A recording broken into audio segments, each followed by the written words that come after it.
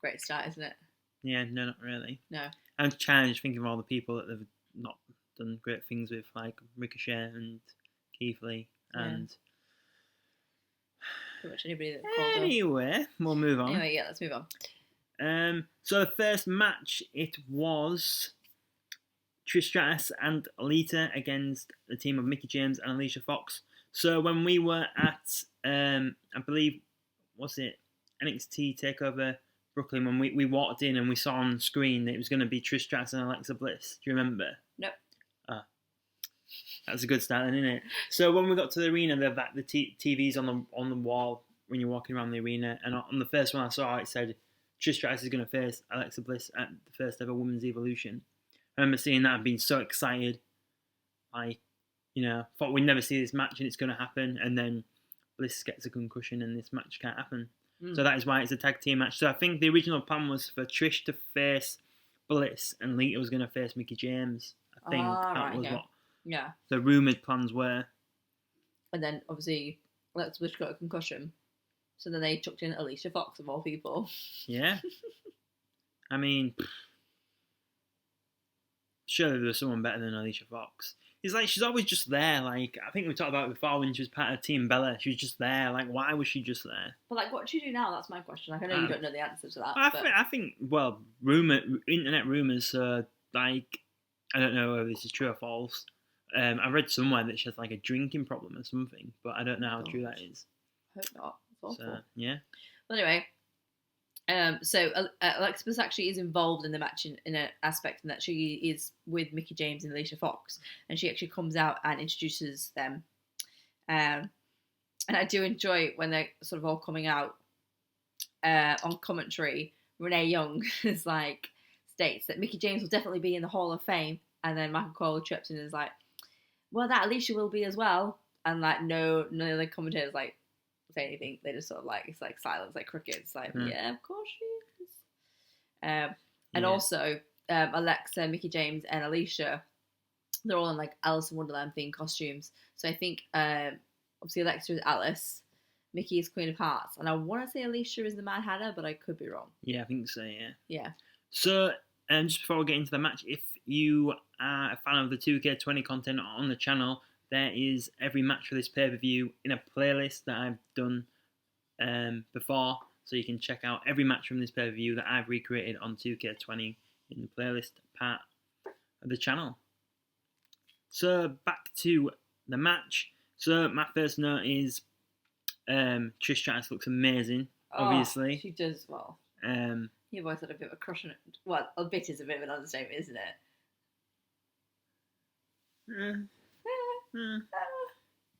What's that?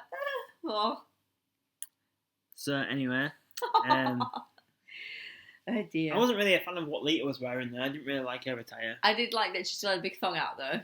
It was massive though, wasn't it? Surely that wasn't. I think that must have just been part of her trousers or something. Oh yeah, it wasn't was definitely put on. It wasn't actually a thong. I was gonna say killer bum, wasn't it? Proper thick. Yeah. So going into the match. Lita and Mickie set off in the ring. Yes? Is that what you're going to say? Or did I just cut you off for something else? No. Oh, okay. And the first sort of big spot that I've got down is that Lita and Trish do a double team Hardy Boys sort of spot. Oh, yeah? Yeah. Yeah, it was a good spot. And then there was lots of you still got it chance for Trish. Say that again. You still got it chance for Trish. Literally very early on in the match, the crowd are hot on Trish Stratus, which obviously because she's amazing. So there was there were lots of back and forth punches between Mickie James and Trish Stratus. Obviously, their feud coming into play there. Once Mickie steps into the ring, the crowd sort of goes ooh, because obviously the feud that they had back when Mickie. What's the word when you start? Obsessed with Trish? No, when you first as a rookie? When you first come to WWE, when they first debuted. That's what I'm looking for. When she first debuted, she had the obsession with Mickie. Mickie had the obsession with Trish. So yeah, lots of punches back and forth. And then Mickie gets a big kick to the face to Trish. Yeah, another cool spot was Trish Stratus did a Hurricane Runner from the top rope onto Mickie James onto the floor. And then we had Lita miss a massive moonsault. Yeah, and then there was an assisted Hurricane Runner from Lita and Trish onto Mickie James again. And then Lita comes in and she does a reverse DDT after... allowing the hot tag, onto Trish. And then Trish gets a massive chop to Mickie. And then... so Trish is doing, massive chops to Mickie in the ring. And then she pushes her into the corner. And then she does a big lick of her hand. And I can't remember what Renee Young says, but she doesn't like she gets it all salty or she gets it all something. Gets it all salty. Salty. There's a word that she uses. And then she licks her hand and then she gets like the last big chop. Yeah, so then Trish hits the Stratusfaction on Alicia Fox. Onto James, but Alicia Fox breaks up the pin. And then there's a twist of fate from Lita, moonsault. And yeah, Trish and Lita win the match. Yeah, yep. Yeah, there's a Trish quick after the moonsault. Sorry, I missed that out. It's fine. Sorry. It's okay, I forgive you. This match went 11 minutes and 5 seconds. Yeah, I mean, I think it was an okay opening match. I just feel like that Trish and Lita could have had better opponents, but obviously, as you said, opponents of Alicia, but as you said, obviously there was the concussion. Yeah, the concussion, and I think it would have been much better. But yeah, I don't know. I get the connection with Mickie James, but I just think Alicia's a bit forgettable. So I just don't think it wasn't an amazing match. It was just okay. Especially when you've got someone like Asuka in the Battle Royal. Why couldn't Asuka have fought Lita and Trish could have fought Mickie James or something? Or the other way around, Yeah. There's so many women in that Battle Royal that could have had a better spot on the card. So yeah, surely Fox could have been just one of them people. Yeah, that's it. That doesn't make sense, does it? You could easily sort somebody out. And I don't quite get where Alicia Fox fits into it, but anyway. Not to like completely harp on Alicia Fox, but I just... Yeah, I know what you're saying. Yeah. So next up there was an interview backstage from Kayla Braxton with the Bella Twins. They're saying they're going to dedicate their match to Ronda Rousey's mum. Just as like a heel tactic, really. Just find that kind of like... I don't know how to explain it, but like... Obviously, Trish Stratus is not Trish Stratus, sorry. Ronda Rousey is so serious and like so hardcore and everything. And then you get like the Bella Twins coming and like, why are you going to dedicate this match to your mum? Like really sort of high schooly sort of... bitchiness. Yeah, I just think it kind of makes them look a bit silly. But anyway, I do like the Bella Twins though. So the next match up is a 20-woman battle royal. You missed. Can I interrupt you, please? Go on. Do you miss like the? Oh clips? Yeah, the video package of all the women. Sorry, I did have the note there, but I flipped too far down. So yeah, they do there's like clips of the women talking about what the evolution means to them, and there's one that always stuck with me, and it's like I remembered like before we rewatched this because this is the first time we've done a podcast on a pay-per-view that I've actually watched before. So I watched this back in 2018, and then obviously I rewatched it for the podcast. But Lilian Garcia talks about when she remembers being like the only woman at some of the pay-per-views, and like she's just a ring announcer. Do you know what I mean? So like just the only female there is a ring announcer. That just like for me really puts in perspective that like now it's the other way around. So yeah, you can go. Yeah, so the next match is the 20-woman battle royal. The winner gets a women's championship opportunity in the future. So the 20 women in the match were Nia Jax, Peyton Royce, Billie Kay, Molly Holly, Kelly Kelly, Tori Wilson, Sonya Deville, Alundra Blaze, Maria Kanellis, Lana, Mandy Rose, Dana Brooke, Michelle McCool, Naomi, Carmella, Ivory, Asuka, Tamina, Zelina Vega, and Ember Moon. Do you actually write all them down? No, it's on Wikipedia. Oh, Wikipedia, right, okay. Anyway. So one of my first notes, which I kind of do contradict myself a bit in the match, actually, but I do think Carmella is really underrated. I do think this when she walked down to the ring. I mean, she does, like, out of this card, she's in the right place, but I do think she's someone that is underrated. In general. In general, yeah. Yeah. My first note is, like, why don't all the women get entrances? Like, if this is a men's pay-per-view and they're doing a men's battle royale, would they let all the men... What, have entrances? Yeah. No. They all just walk up together. But I think it's because they're showcasing women, aren't they? Yeah. So every woman's had time walking into the ring. I suppose, what I saw it as? How are we going to fill some time? Yeah, I did think that as well. Do you know what I mean? And I don't feel that's quite a negative way to think about it, but that's all I thought. But my favourite entrance was when the Iconics make it to the ring. When they come to the ring, they were the last ones, weren't they? And, well, first of all, Peyton Royce with dark hair. Forgot she had dark hair, which looks much... I like it with the lighter hair. But, I like that chuckle. They were making me chuckle talking about, how they're so glad they haven't got annoying, tacky accents, which obviously Australian accents are very annoying and they're very tacky. I'm probably chuckle to myself about that. You're not really selling yourself to our podcast listeners, are you? Why? You're Australian. Yeah, but I haven't got a tacky accent anymore. Well, not like that. I have like a twang, but I'd say I'm definitely more British now than I am Australian. Do you not think?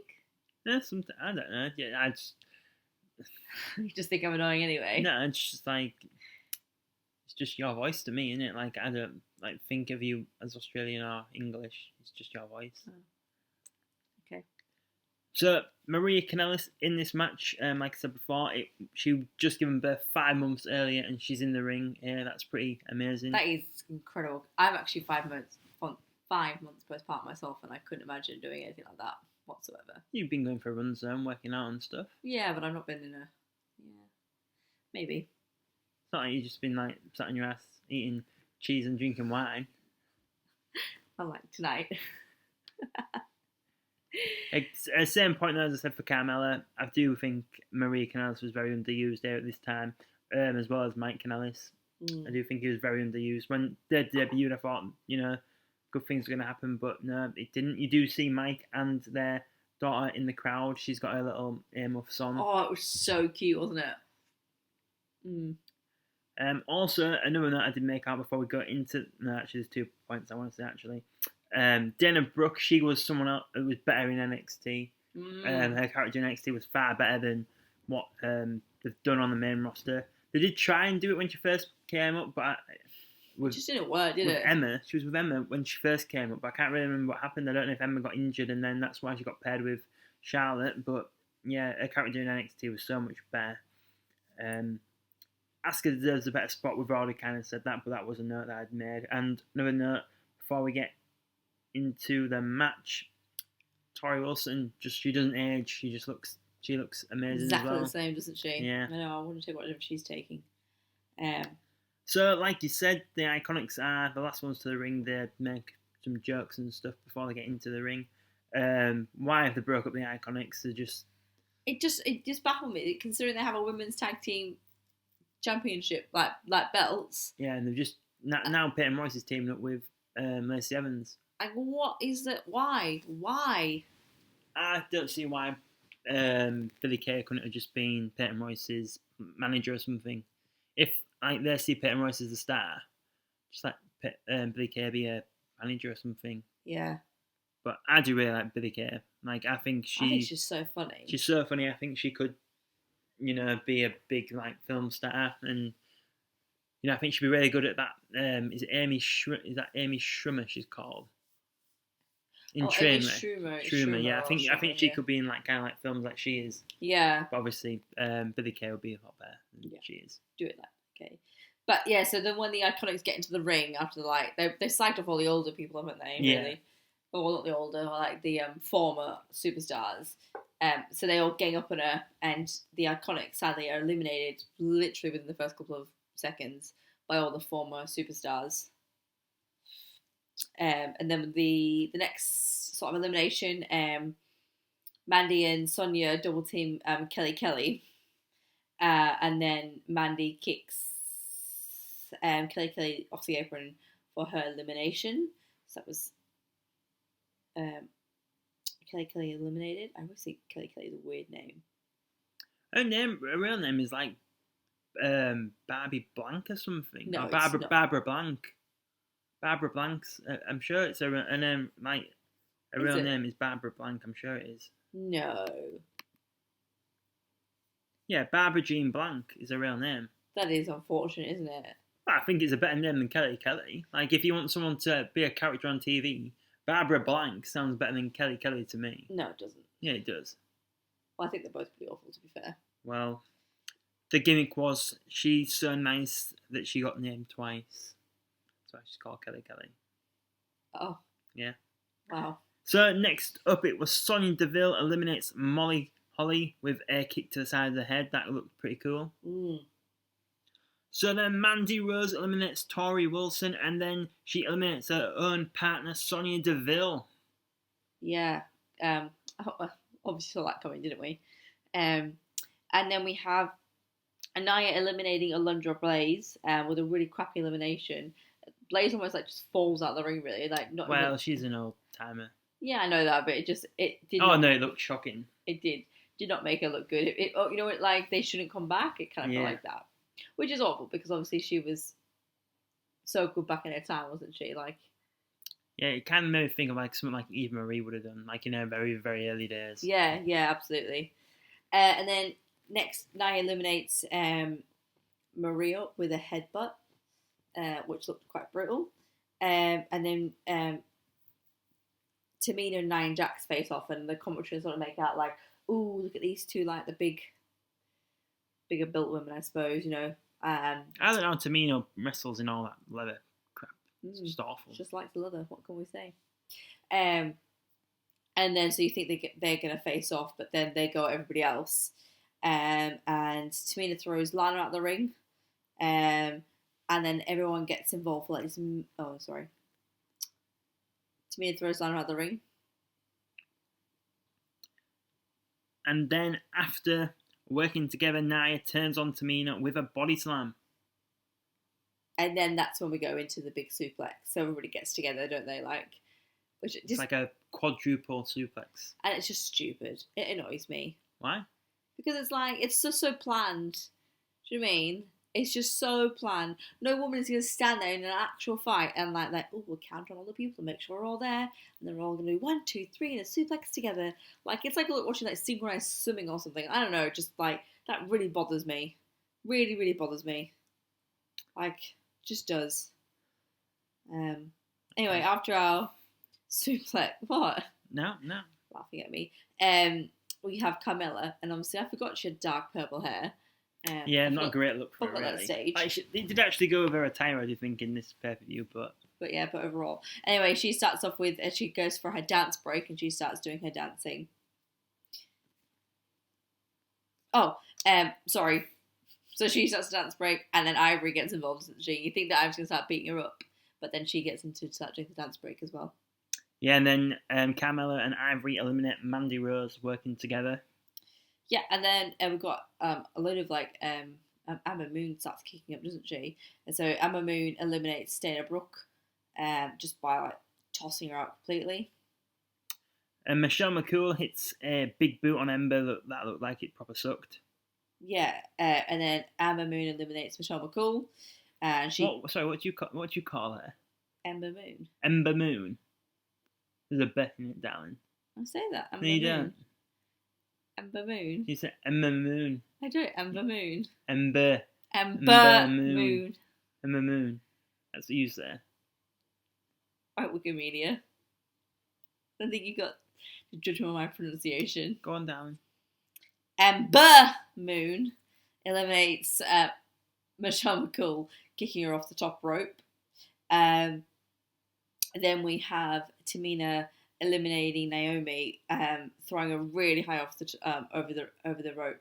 Don't know if you remember that, but you watch Naomi literally just gets like tossed to the air. And Naomi is not a small lass either, is she? No. So that was a good one. It's family as well. I know.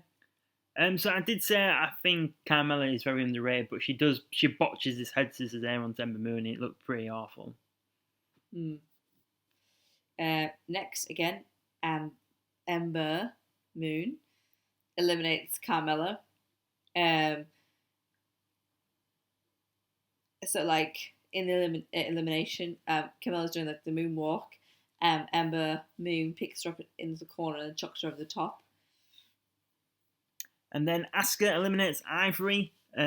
So saying that Asuka deserves in a better spot. This is kind of the most noteworthy thing she's done so far. Yeah, that's it. We've gotten halfway through the match. That's the first thing she's done. Yeah. So now we're down to just 4 women. There's Ember Moon left, Asuka, Tamina, and Nia Jax. Yeah. So then talking about Asuka, she gets eliminated by Ember Moon. Yeah, the crowd are really behind Ember Moon here. They're proper chanting for her. Yeah, you think that well, I don't want to spoil it, so we'll just stop there. So then we get Ember. You're making me really conscious of it's not funny.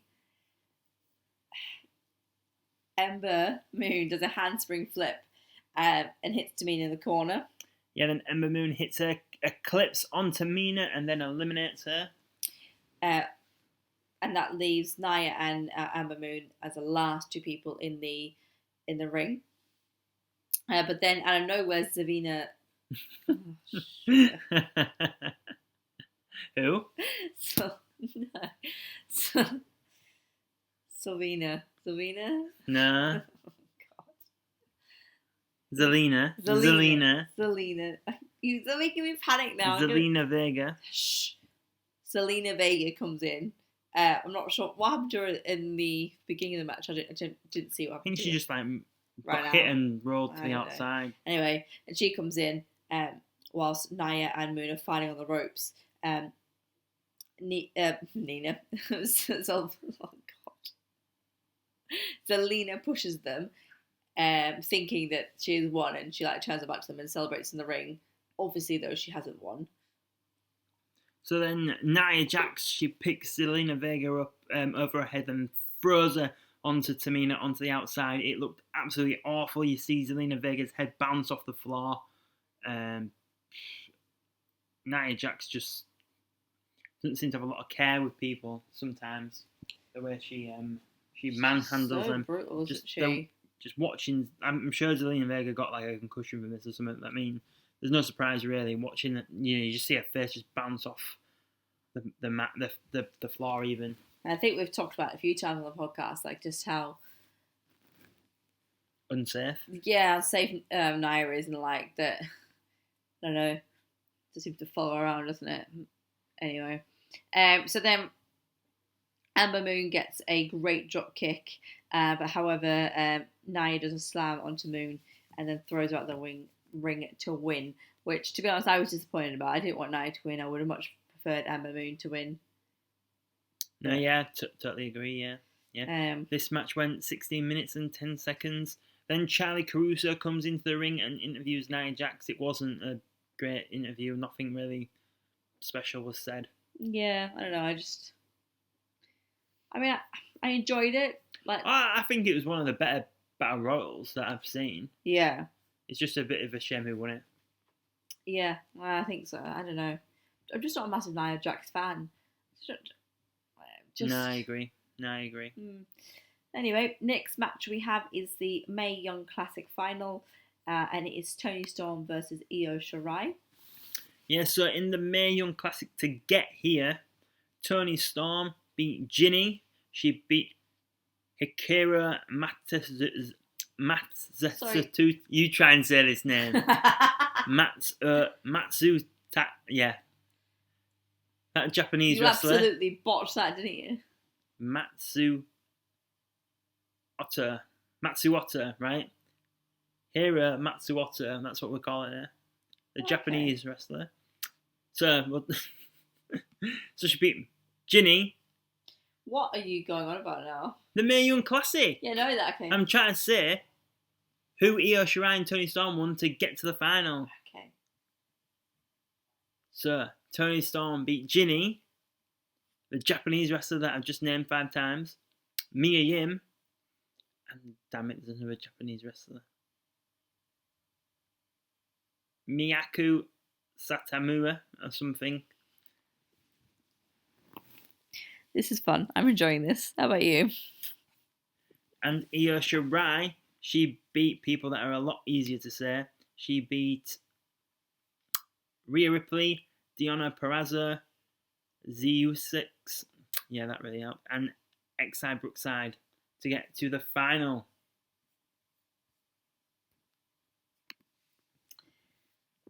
So yeah, I'm real glad that you took the time to do that. Yeah. So getting into the match, Io Shirai does this fantastic spot, like quite quick off the mark, and it was 2 backflips into a drop kick, and she's just such a great wrestler. It's just so she's just not utilised the way she should be, is she? Like Io Shirai? Yeah. Why not? Well, I don't know. I just feel like she could be. She's NXT Women's Champion. Yeah, but I don't know. I think she could be up on the main roster though. Oh yeah, I know, but then they'd probably just kill her. Well, I suppose. And like, how much better is Io Shirai now from there? Like, just her look, her appearance, her music, everything is so much better now. I suppose. Maybe I'm just being a bit negative. Maybe you have been just a bit negative. I did say maybe by you saying that, you mean she's bigger than NXT, maybe. Yeah, maybe. Yeah, that's probably what I mean. That sounds good. I think they do say on commentary that she was voted 3 times Japanese Wrestler of the Year. Wow. That's and then she's just like, not that she's just an NXT champion, because obviously it's nothing to snub, but why is she not brought to the main? Like, she could definitely be a main player up on the main roster. Oh yeah, definitely. Anyway, she is someone that like AEW's women's division could like build around. Yeah, definitely. Actually, that'd be good. One that I do have is that Toni Storm and Io Shirai are wearing very similar ring gear. They're both black and red, and they've both got lots of studs. I don't know if you noticed, you probably didn't, but they are. And now you say it, I thought about it, but I didn't really think about it. Yeah, I thought that was very strange. Anyway, Toni Storm gets a giant suplex, which is absolutely fantastic. She then goes up to the top rope. But Io Shirai does like a... so Toni Storm's on the top rope. Io Shirai jumps onto the top rope and does it, like, drop kicks her off, and that was absolutely brutal as well. So Toni Storm's on the outside of the ring, and then Io Shirai does an extremely high textbook moonsault onto Toni Storm, which just looked incredible. The height she got on it was yeah, there's some proper height. Oh, it looked beautiful. It makes Charlotte Flair's look like crap.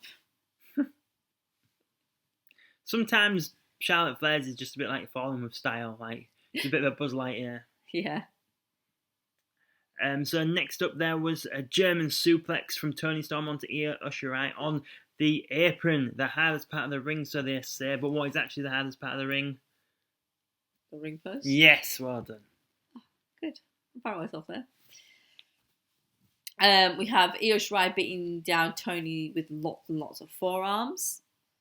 And Toni hits a Storm 0, but Io Shirai kicks out at 2. Then Io Shirai gets a springboard sunset flip into an extremely, extremely close 2 count. Like, literally how she didn't get that pin is beyond me. Oh yeah, it was a really good move as well. Like, you don't really see people do that often, really. Yeah. So then she hits a moonsault from the top rope, but Storm gets her knees up into a Storm 0, and Toni Storm is your winner. This match went 10 minutes and 20 seconds. I'm surprised. Like, great match. I think both women looked absolutely fantastic. I thought they might have got a bit more time, to be honest. I was going to say, this is the shortest match on the card. Yeah. It could have definitely had another 2 or 3 minutes. Definitely. But I thought it was a really, really good match. And yeah, I thoroughly enjoyed it. I also really enjoyed right at the end. So they come out, Stephanie McMahon, and they train a woman. What's her name? It's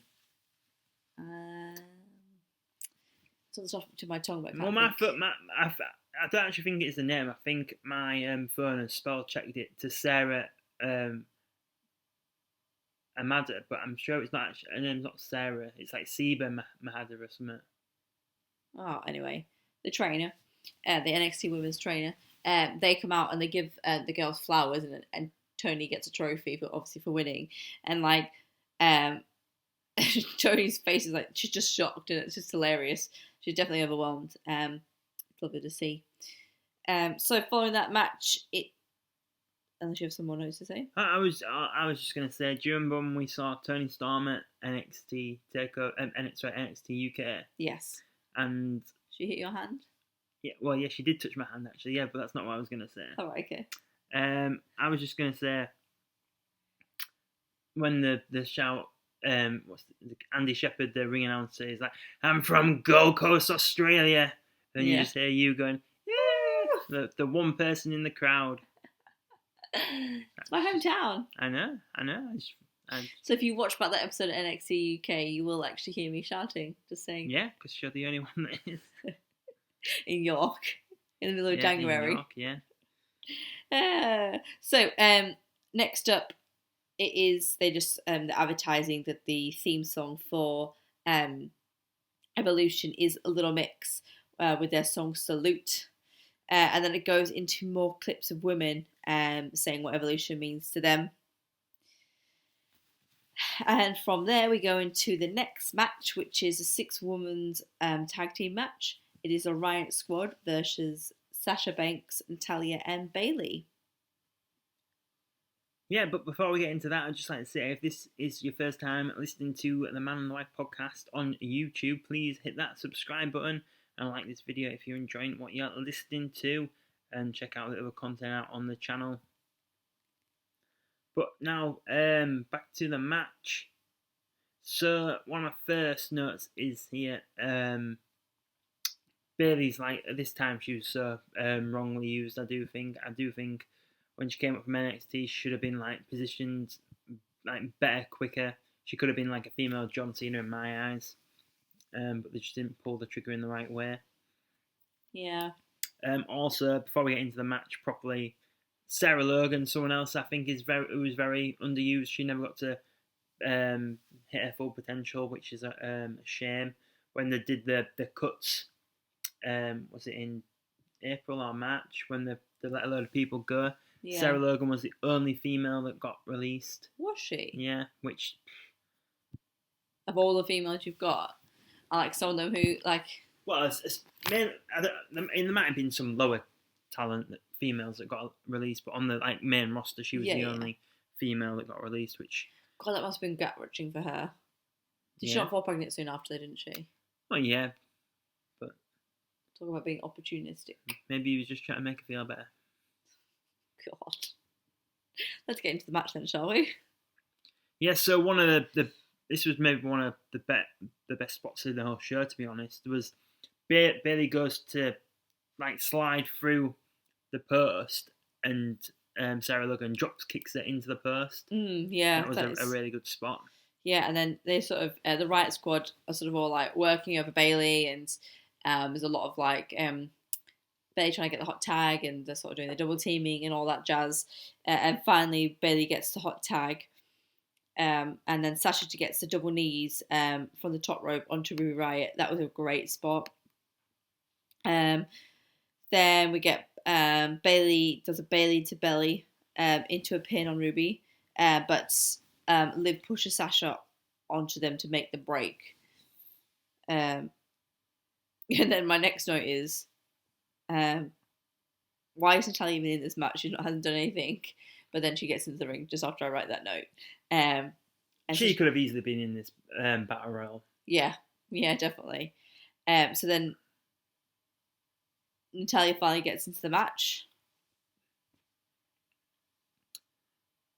Yeah, and then you see Banks goes to do a jump over the top rope, but the Riot Squad, all three of them, they catch her and then just ram her into the barricade. Pretty stiff it did look.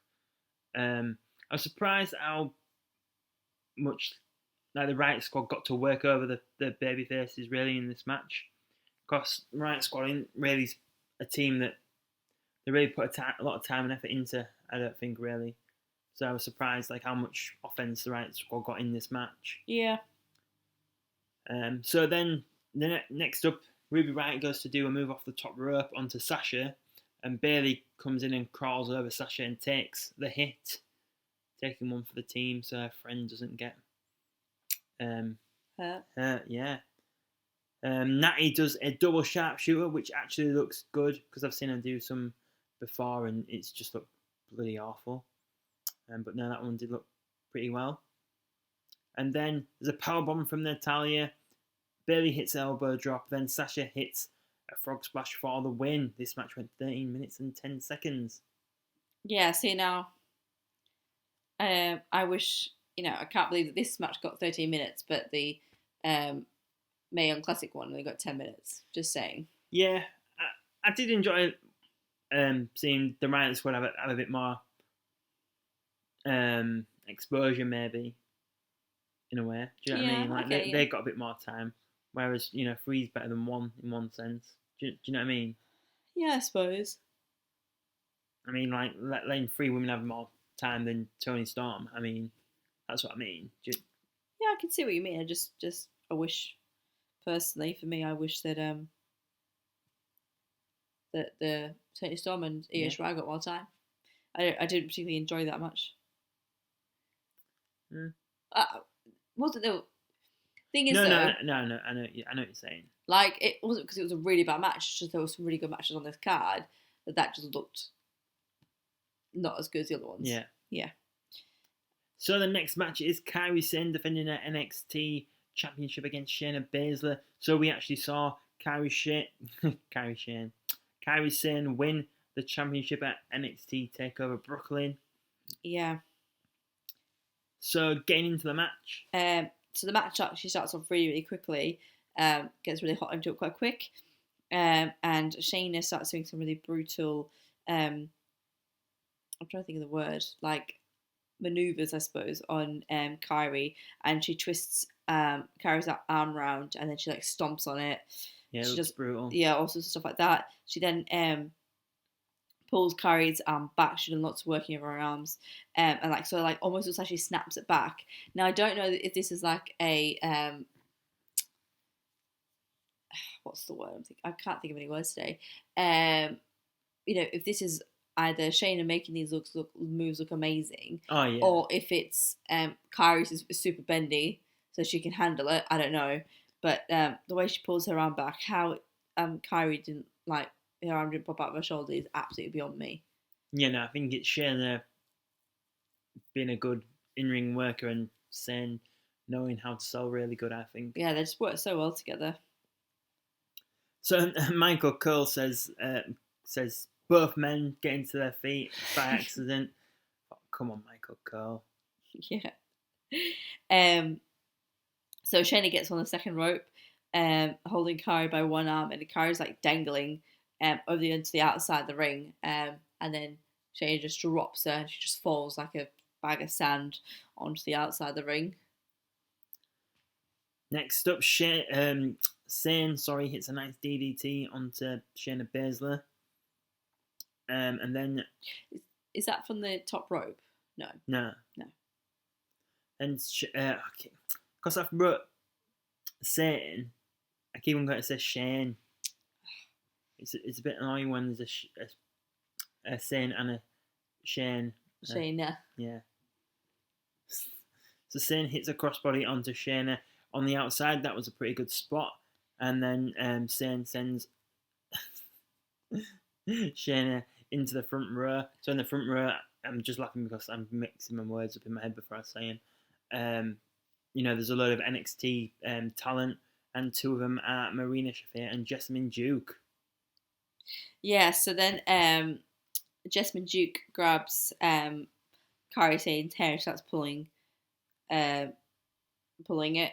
And then Kairi Sane goes up to the top rope, but Maria Shafir interferes and knocks her off the top rope. And then Duke hits Sane in the head into Shayna's Kirifuda clutch, and Shayna, for God's sake, I wish I wrote Kairi and not Sane. You should just say Kairi. I know, but I'm reading my notes, sweetheart. Right, sorry. So I'll start again. Okay. Duke hits Sane in the head, and that sends her into Shayna's Kirifuda clutch. Kairi Sane's out cold, and Shayna gets the win. Yeah, I found it really annoying that there was so much interference from Jessamine Duke and what's the girl's name? Maria Shafir. This match went 12 minutes and 10 seconds. I found that there was so much interference about them, but there's nothing was done about it. Like there was no disqualification or. That annoyed me. He's behind the referee's back, that's why. Yeah, it just still annoyed me. I think it made Shane look quite weak, to be honest. But and I think the worst bit was. Yeah, but they only got involved because of what Kairi Sane did. I don't know. Was there any payoff though for this? Nope. Yep, that's annoying. I suppose, and it's a different finish. None of the other matches had like a finish like this. Yeah, okay.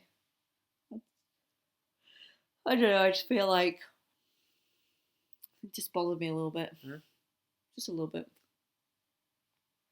So the next matchup on the card is the first ever women's last man standing. But before we get to that, just like to say, this is your first time you listen to the Man and the Wife podcast. Make sure you check out the other episodes of the podcast on the channel. We have reviewed lots of pay-per-views. We've done a special on Owen Hart. There's lots of other podcasts. I can't get my words out properly. There's lots of other episodes. To be honest, I'm really showing what you struggle. Thanks. It's okay.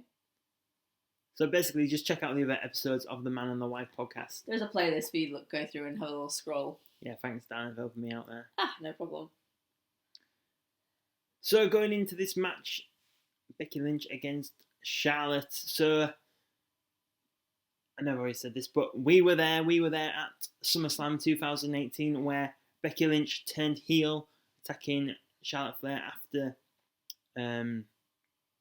she'd won the SmackDown Women's Championship. I was so fuming Charlotte Flair won this match because the first time I went to a WWE pay-per-view, it was Charlotte against Becky. Divas Championship was on the line. I really thought Becky might win, but Charlotte won. And then this time it was meant to be Becky against Carmella, and then Charlotte got added to the match, and then Charlotte won. So when Becky Lynch turned on Charlotte, it was the biggest pop of the night. Oh, definitely. It was bigger pop than Roman winning the title. Oh yeah. Definitely, it was the biggest pop of the night. Definitely. But they're saying now that they didn't turn Becky heel, but they definitely did turn Becky heel. It's just no one wanted Becky to be heel. Yeah. So we were there at the SmackDown after. Everyone just hated Charlotte in that point anyway. So yeah. Much. We were at the SmackDown after, and Becky Lynch did it's the fans' fault that I'm not being champion, and we all still cheered her. Yeah, so she's trying to get over, not trying to get over, but trying to be like a heel, like, oh, it's all your fault. We're like, oh, yeah! Yeah. It's like, we love you. Yeah. Say shit about us, it's fine. And in the video package, they even edit in boos into parts where there was no boos. Oh, really? When she's on the Queen Edge in this video package, they edit in boos of Becky talking to Edge, and it's just like, well, that didn't happen. I didn't realise that. Yeah. So Becky Lynch had just won the SmackDown Women's Championship from Charlotte Flair at Hell in a Cell. So that is why she's the champion going into this match. So one of the first spots of the match is they're on the outside and Becky gets the kendo stick and starts delivering shots to Charlotte Flair. Then both women start throwing loads of chairs into the ring at the same time. Charlotte hits a back body drop onto Becky Lynch, which looks like that sucked pretty much. And then Becky gets up and she delivers what is now known as the Man Slam onto Charlotte Flair onto the chairs. So this is just, I'm pretty sure after this match, that's when she started the man character. Yeah. Because at the time, Ric Flair always used to say, to be the man, you've got to beat the man. So in Becky Lynch's world, she just beat the man in Charlotte Flair. Yeah. So yeah, Charlotte Flair hits a moonsault off the top rope. Becky Lynch is on a table, but she kind of overshots it a little bit. So Becky kind of just rolls off the table, shall we say. The table didn't break. It looked a bit, like we said, she was following the style. Yeah, pretty much. So then Becky gets back up on the table, laying back down the table, and Charlotte then goes to the top rope to do a swanton bomb, and this time the table does break. Next spot we have is Becky does a spine buckle slam onto a ladder, and that looked pretty brutal for Charlotte, to be fair. I wouldn't be wanting to take in that if I was her. And then this next spot, which Charlotte tries to do twice. So she's trying to get Becky in with a figure 4 or figure 8, but through the ladders. So you see her struggling to get Becky's legs through to get it on. So then she gives up and she kicks her legs a few times and like repositions herself. And then she gets the figure 4 on and then pushes up to the figure 8. Yeah, and then Becky manages to grab a chair and she hits Charlotte in the shins with a chair to break up the hold. Then Becky has a bit of a strop really, and she goes and she grabs the championship. But she's not heel there. They say she's not heel. Yeah, she's not heel, but she grabs the championship and tries to leave. Yeah, but very heelish move. Yeah, but obviously Charlotte just chases her down, and she delivers some lovely brutal chops, and then they start fighting like through the crowd, don't they? Yeah, and then once they're back round the ring area, Becky gets Charlotte onto the commentary table. She climbs the ladder and hits a leg drop off the ladder, sending Charlotte through the table. I do believe I've heard Becky on an interview or on a different on a podcast saying that she wishes she'd used a bigger ladder in this match to get a bigger impact. You see her in they have a TLC match. There's her, Asuka, and Charlotte. And she goes to do a move, and you see her look at a ladder, and she shakes her, and she goes and gets a bigger ladder. All right.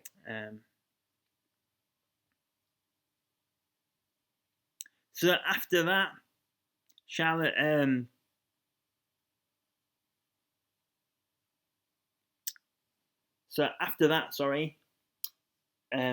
Becky starts to bury Charlotte in tables, chairs, announcers' chairs for the 10 count, but all sorts. But Charlotte gets up at the count of 9 just in time.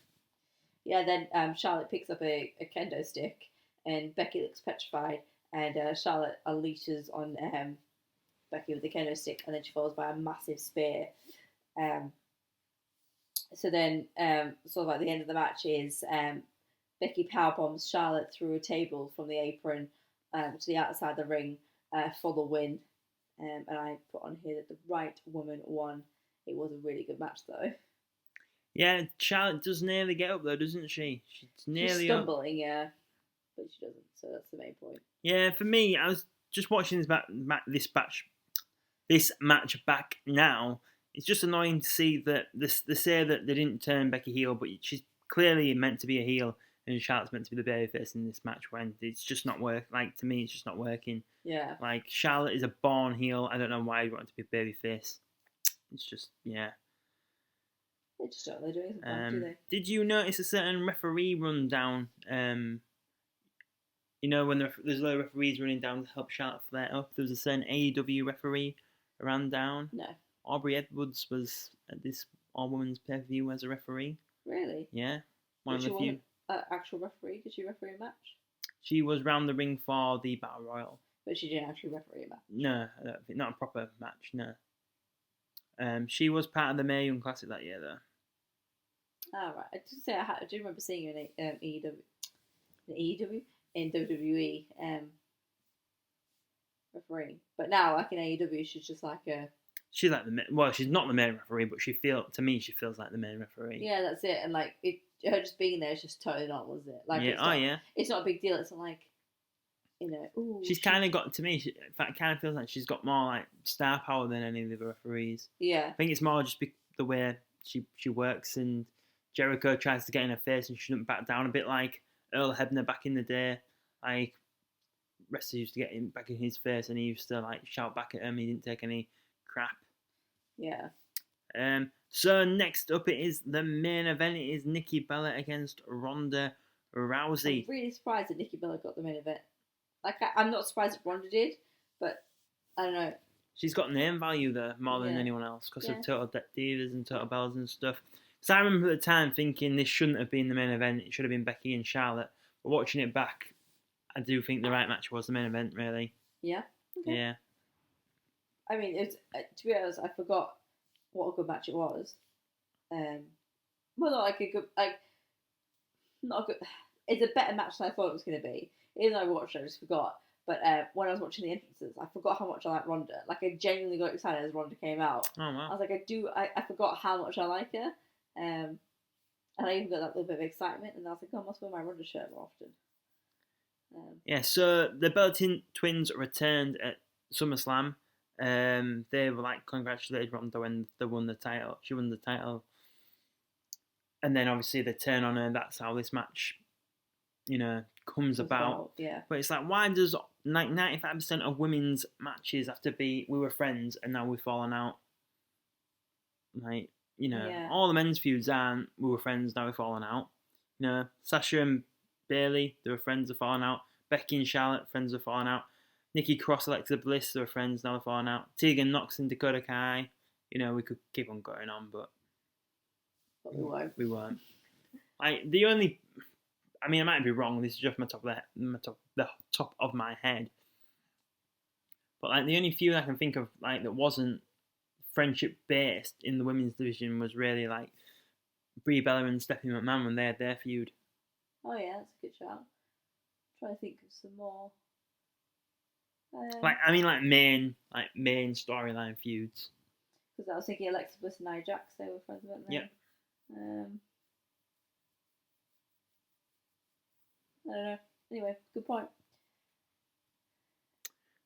So before we get into the match, I did think watching Nikki come to the ring, considering she'd been off for a long time, she was in really good ring shape. I did think. Yeah, she is. She's very good at keeping her body in a particular way, isn't she? Anyway. Yeah. So first off in the match, Ronda takes Nikki down really quickly and pats her on the shoulder and tries to help her up, kind of just taking the mick out of her, saying you're not on my level, kind of thing. Yeah, and then like Ronda pretty much dominates Nikki like at the beginning of this match, doesn't she? And it's in a very patronising way. So and she's meant taking to be her down. She's meant to be the good guy. Yeah, taking her down and then sort of being like, oh, come on then, like baiting her almost. Brie distracts Ronda and Nikki sends her into the ring post. Nikki gets back in the ring and the referee's telling her off, and then Brie sends Ronda into the ring post. Yeah, and then from there, Nikki gets Ronda into like a headlock with her legs, which actually was quite good. And then she starts showing up and does like push-ups while she's in while she's got the headlock on.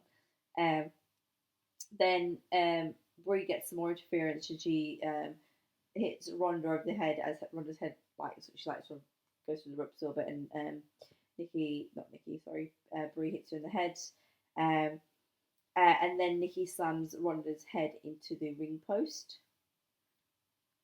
And Ronda gets Nikki into the corner and just slaps her across the face. And then you see Brie on the outside. She hits Ronda with a forearm, and then Ronda just like picks her up and chucks her over the announcer's table. Yeah, just like a ragdoll, doesn't she? Yeah. And then from there, a really good spot is Ronda picks up both the Bellas onto her shoulders, and she does like a major hip throw, just dominating both of them. And then there's a rack attack from Nikki onto Ronda. A few minutes later, rack attack 2.0, but she only gets a 2 count. Yeah, and then Nikki tries again, and she does an Alabama slam, which actually looked really good for Nikki, I thought. For Nikki. Well, it just looked really good. Nikki's very underrated. And then the end of the match, Ronda flips Nikki off the ropes into an arm lock, and Nikki taps quite quickly. I was surprised at how quickly she taps once Nikki is in that arm lock. Do you know what I mean? Like, it's to sell the finish in it. Yeah, well, she literally like gets in it and like taps like within a second, and so Ronda retains her belt. As I said earlier, it was a better match than I thought it would be, but I did think that obviously Brie Fury makes Nikki look a little bit bad. It's meant to be like twin magic though. Yeah, I know. And sister and stuff. But obviously Ronda looks so strong coming off this match. I mean, she looks stronger anyway. And then to celebrate at the end of But the difference between you saying that for Nikki and Shayna, whereas Nikki's more meant to be like a scaredy kind of heel, whereas Shayna isn't, like, shouldn't be. Yeah, Shayna's like cage fighter kind of of person, whereas Nikki's kind of more like, look at my hair extensions kind of girl. Do you know what I mean? Oh yeah, I know what you mean. And I'd say she's more of a dirtier sort of. I bet she is. Do you know what I mean? Anyway, so at the end of the pay-per-view and this match, all the women come out to the top of the ramp and they're all celebrating and going in a hug Ronda, and they're all cheering at how wonderful they've all been for the evening. And that is the end of the pay-per-view. Yeah, the main event went 14 minutes and 15 seconds. So, just a bit of like what happened after Evolution. So, Becky Lynch and Ronda, you see, in like a backstage segment. I think it was just on like WWE.com or something. Like, kind of like square off, and then it's announced it's going to be Becky and Ronda at Survivor Series. God, I was so excited for this match. And then what happens? Well, Nia Jax smashes her face into Becky Lynch's. Her fist into Becky Lynch's face, and was it her elbow? Did she elbow Becky in the face or something? Punch? I don't know. Oh no, well maybe it was a punch. I think it was a punch, yeah. But either way, the career killer Nia Jax kind of just screwed everyone's hopes and dreams. So yeah, Becky was concussed. She couldn't fight. So Charlotte Flair ended up having the match. Ronda and Charlotte did have a really good match at Survivor Series, but we never got that singles match between Becky and Ronda. No, we didn't, did we? No, it should have been at Mania, but obviously Charlotte Flair got added into the match because story of her life, really. Yeah. So, any last notes of this pay-per-view before we? Well, what was your highlights and your lows? Highlights. Obviously seeing Trish Stratus back in the ring was a highlight. Obviously Becky Lynch retaining her championship was a highlight. Just seeing like just having an all women's pay-per-view, it's just like a highlight of itself. Like it's just something different, so we don't see. Yeah. So, there's not one match on the card that I didn't enjoy. Yeah. I would say that my least favourite match was the six man. Yeah, six woman. Sorry, six woman. Michael Cole. But my favourite match was the Toni Storm and Io Shirai. Oh wow. So that was my favourite match. But yeah, look, just a very good pay-per-view. These days it's very hard to get a pay-per-view where you like all the matches. But I would say that this is definitely that pay-per-view. Yeah, no, I do agree. So if they did another women's Evolution, what would be like some of the matches you'd like to see on it? I would like to. Well, obviously it's.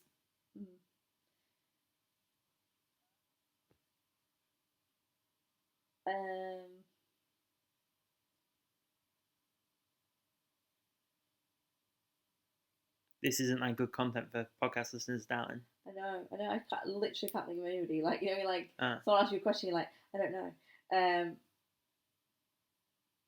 Okay, well that's good. Well, obviously I'm going to say, because we didn't get it, Becky and Ronda would have to be the main event for me. Yeah, no, but this is what so in my head I'm going, but can I choose people who are like pregnant and who are... Yeah, but we don't know if there's potentially a second one, we don't know when it could be. Okay, fair enough. Yeah, well, I'd definitely like to see Becky and Ronda. I'd like to see like Io Shirai have another match. Probably against someone like Sasha Banks. Oh wow. I don't know, I just feel like it's not something we've seen before. We have seen it before. Really? In a match on NXT. Not on a pay-per-view though. Well, I'm just saying. But no, that would be a really good match. Any more that you'd like to see?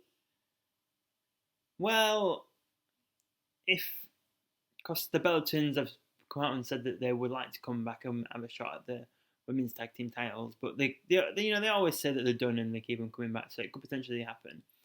But I kind of like, if it was for all the women's tag team titles, I'd like it to be the Iconics against the Bella Twins. I know the Iconics have broken up, but they just feel like they're just two teams that should be teams. Like what the women's division, the tag team division should be about, not just like teams made up like Shayna Baszler and Nia Jax, or Alexa Bliss and Nikki Cross. Even though Alexa Bliss and Nikki Cross did turn out to be a good thing, but it's a bit random to begin with. Yeah. Whereas the Iconics have always been a team, the Bella Twins have always been a team. You know, it just makes sense. It just makes sense. Yeah. Have tag teams wrestle for a tag team championship. Yeah. I'd actually quite kind of like to see Toni Storm and Rhea Ripley be in a bit of a tag team.